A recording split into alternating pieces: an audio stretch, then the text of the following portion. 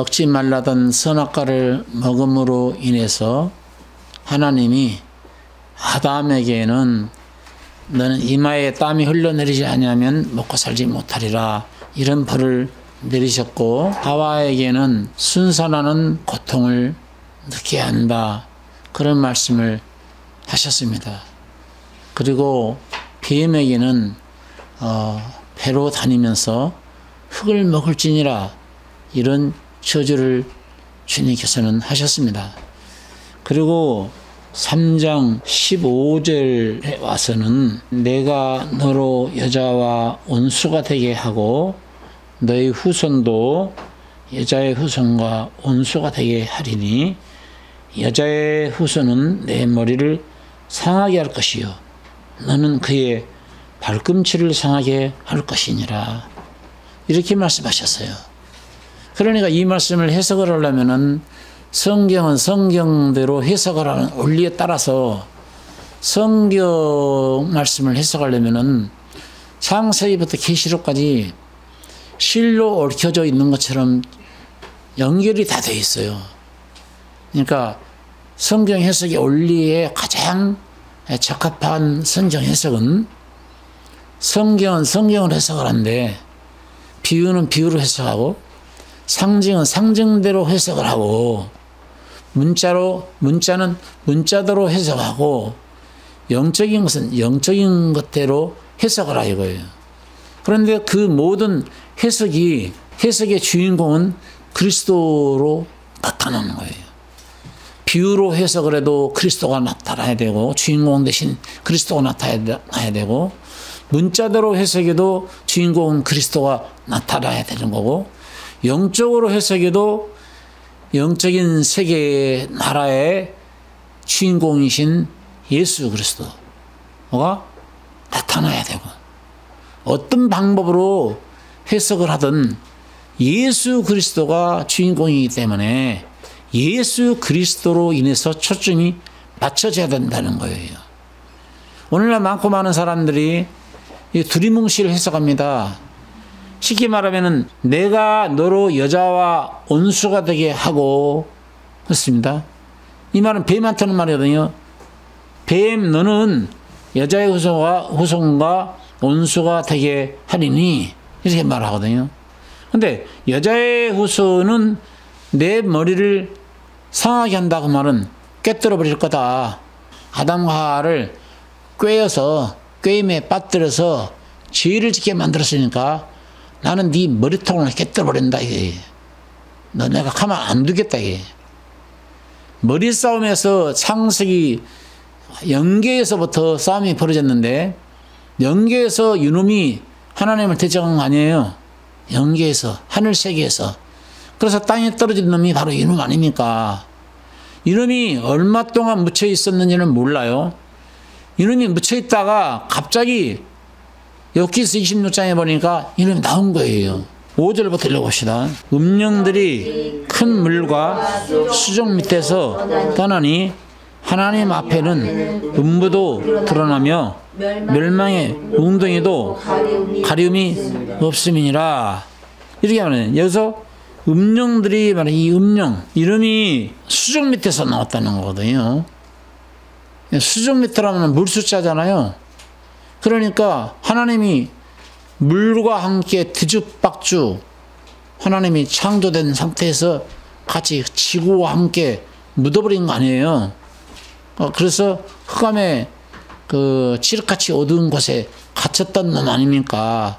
그런데 하나님이 개조, 바라가 아니라 아사, 개조할 때 이놈이 이제 하나님 빛이 있어라 하시며 빛이 일어났고 궁창의 위의 물과 아래 물을 나눌 때 나누셨고 이렇게 질서정연하게 하나님이 재창조를 하시잖아요. 그럴 때 이놈이 지금 수족 밑에서 나오거든요. 근데 이놈의 이름이 누구냐면은 영인데 이놈의 이름은 영왕신이라고 그러잖아요. 바다의 신, 영왕신. 근데 이놈의 이름이 정확하게 나오는데 리오야단이에요. 이놈의 정확한 이름은 리오야단입니다. 용하고 마귀하고 사탄, 에뱀은 명사의 명사, 리오야단. 영의 이름이 꼬불꼬불한 뱀, 니오야단이라고 불리우는 놈인데, 엊그저께 제가 니오야단에 대해서 설교를 했지 않았습니까? 방송 보세요. 방송 보면은 바벨론의 신이 니오야단이라고 했고, 머리가 7 달린 놈, 10뿔 달린 놈, 계시록에 언급된다고 했지 않았습니까? 다 마귀를 상징하고 있는 거고요. 짐승을 상징하고 있는 것이죠. 그런데 이놈이 이 땅에서도 방해를 계속 하잖아요. 머리 싸움에서 이 땅에서 역시 예수님이 머리 싸움에서 승리를 해야 되는 거예요. 하늘 세계에서도 머리 싸움에서 이놈이 패배를 한 거거든요. 패배를 해서 묻은 거예요. 이놈의 심판 자국이 바로 창세기 1장 1절이라고 흑암이 깊음이 있고, 예? 뒤죽박죽 되어져 있는 상태다가 묻었다고 했지 않았습니까?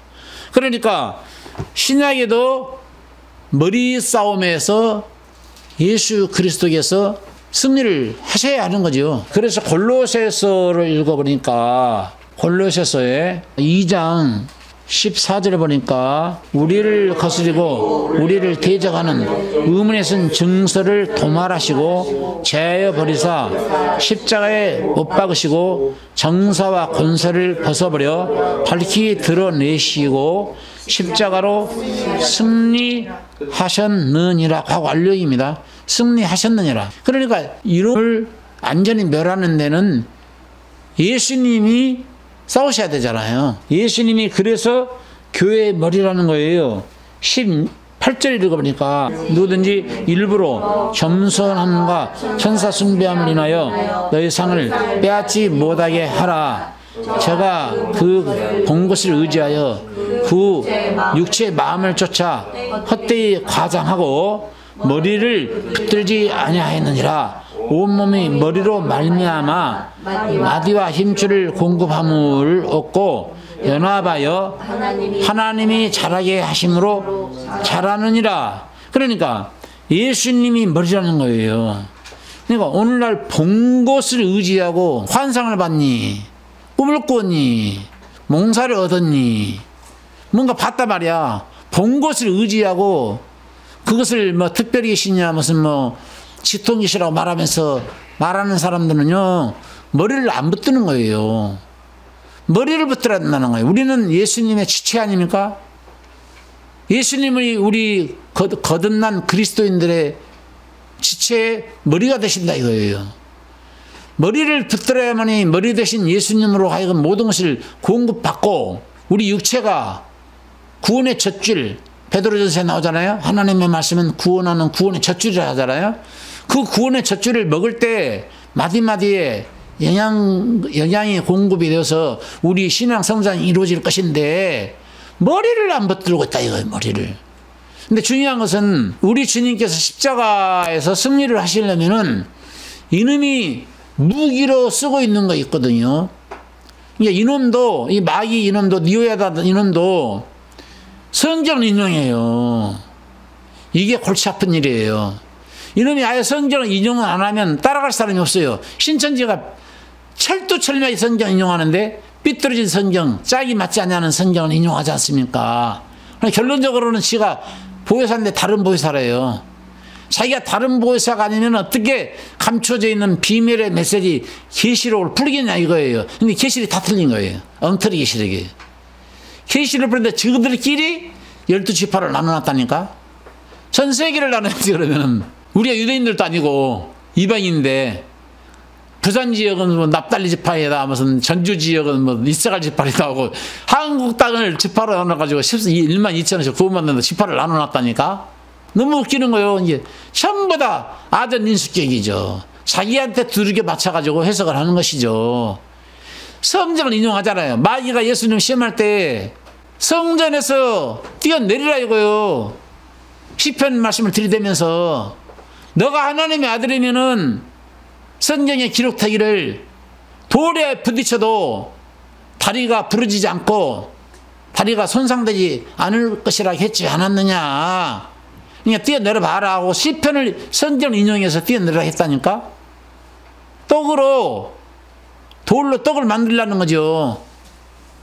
그러니까 오늘날 교회가 돌들로도 떡 만들어 먹는 세상이라고. 왜? 지복설교를 해야 되니까 기복 설교를 하면 예수 믿으면 축복받고 잘 돼야 된다라고 설교를 해야 육신적인 소망이 생길 거 아니에요. 때부자 된다 해야 될 거 아니에요.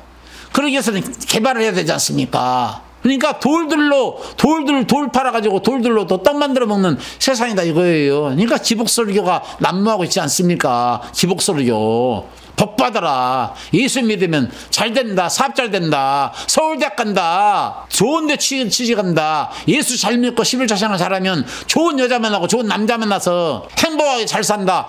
이딴만 설교로 이런 설교로 불능물을 이루고 있는 거예요. 그래서 오직 있으면은 아모스 8장 11절에 물이 없어 가람이 아니요 양식이 없어 주림이 아니라 여호와의 말씀을 듣지 못한 기갈이라 그거예요. 하나님의 참된 복음의 말씀을 듣지 못한 기갈이라 이거예요. 외치는 자만큼 많은 생명수는 말랐으라. 생명수가 마르시더라 이거예요. 해석을 물어보세요. 마귀가 성경을 인용하기 때문에 신천지가 나오는 거고 하나님의 교회가 나오는 거고 통일교가 나오는 거고 여호와 증인이 나오는 거고 거짓 사이비가 나온 거예요. 그럼 어떤 말씀을 주요 목적으로 썼느냐니까 첫째는 마귀는 고발자잖아요. 고발하는데 뭘로 고발합니까? 인간이 연약해서 죄를 지을 수밖에 없잖아요. 지은 죄를 고발하기 위해서는 성령을 들이대야 되죠. 뭐 거룩의 잣대인 율법 말씀을 들이대야 되는 거야. 그러니까 율법적인 설교로 율법은 고발하는 힘이 있는데 율법은 거룩하고 의롭고 선하다 했는데 우리는 거룩하지 못하고 의롭지 못하고 선하지 못하잖아요. 그러니까 거룩에 잣대인 하나님의 율법의 말씀을 들여다가지고 너 이 죄를 범했지? 이런 죄를 범했지? 너 이와 같은 죄를 범했잖아. 너 시기했잖아. 질투했잖아. 미워했잖아. 미워하면 살인죄다 했지 않았냐? 도둑질 했지 않았어? 야, 여자를 보고 음료 품으면 간음죄인데 너 여자를 보고 음료 한 번도 안 품었니? 품었지 않았느냐? 야, 너 미익한 말 안 하고 살았어? 쓸데없는 말을 많이 했잖아. 친구들 오면서 남을 흉보고 비평하고 판단하고 그런 일을 했잖아. 그것도 그 죄야. 그 죄 때문에 너 지옥 가. 그러면서 율법의 말씀을 들이대서 율법을 권능으로 쓰고 있다니까 이놈이. 그러니까 우리가 이 마귀한테서 이기려면은 마귀를 완전히 깨뜨려버리고 마귀로부터 승리를 하려면은 예수님이 이루어 버리신 어마어마한 복음의 말씀을 붙들고 율법을 완전히 버려야 된다는 거야. 맛보지 말아야 되고 붙잡지 말아야 되고 취하지 말아야 되고. 고린도전서 15장에 보니까 사망아 너희 쏘는 것이 어디 있느냐? 사망아 너희 이기는 것이 어디 있느냐? 사망이 쏘는 것은 죄요. 죄의 권능은 율법이라. 죄의 권능이 율법이래요. 그러니까 인간이 연약해서 죄를 범하잖아요. 죄를 범하는데 그 죄를 범한 것을 약점 삼아서 율법을 대가지고 권능을 실어버리는 거야. 권능의 율법이 권능이 되는 거예요. 그래서 마귀가 율법을 권능으로 사용하고 있는 거예요. 그래서 정말 참 복음의 종들은 율법과 복음을 정확하게 갈라줘서 성도들이 율법을 붙잡지 않고 복음의 말씀을 붙잡도록 정확하게 갈라줘야 돼요. 정확하게 재판을 해야 된다는 거야. 목회자가 재판관이거든요. 그런데 재판을 해야 되는데 이 재판관들이 술 취했어. 이사야 28장 보니까 술이 취해요. 독주에 취해가지고 정확한 판단을 못해요. 판단.